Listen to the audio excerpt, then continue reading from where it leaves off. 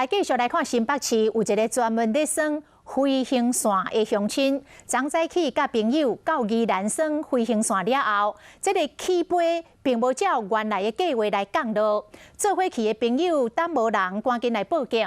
原来伊是互警方找到新北市白南的山区，实在是好理解在，讲伊进前有听过一个叫做跑山兽的。爬山的专家有讲过，讲若伫个山区行唔知路，千万唔通往下骹行。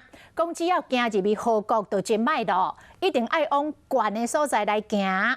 依照安尼做，顺利找到信号，甲外界来联络，救着家己一条命。坐飞行线为悬的所在慢慢降落，考虑到风的方向，这真要紧。不过天气都变化，就算专家嘛，可能发生意外。一个已经飞过去再回去了，然后过了半个多钟头，还没有看到它降落嘛，我们才开始找嘛。62岁姓刘查甫人是真资深的飞行线的专家，特别甲3个朋友做到宜兰去耍飞行线。早起10点半，为北宜公路61公里的所在起飞，拍算伫11点外时降落伫外围的沙坡，想要到伊煞失踪去。朋友找无人，赶紧报案。伊最后出现的所在是伫宜兰的九股山。消防人员出动无人机伫九股山找无人，一直到下晡3点外，姓刘查甫人主动联络朋友，发现讲伊被吹到新北市平南的山区。阵风太大，被云吸上去，然后吹进去。山区的信号无稳定，姓刘查甫人真无简单，才成功对外来联络，传出伊的坐标。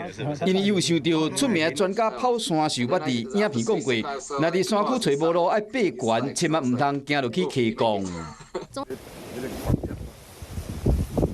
知影坐标要救人就较简单啊！新北消防队暗时入山去救人，引导这个姓刘查甫人离开山区，伊嘛一直甲因说道谢。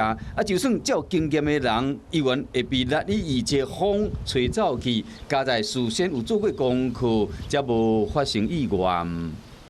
你好，我是宋彦明。想知道更多的新闻内容，请订阅华视新闻的 YouTube 频道，并且按赞、订阅、开启小铃铛。另外，可以上 LINE 贴图小铺来购买华视主播的官方贴图。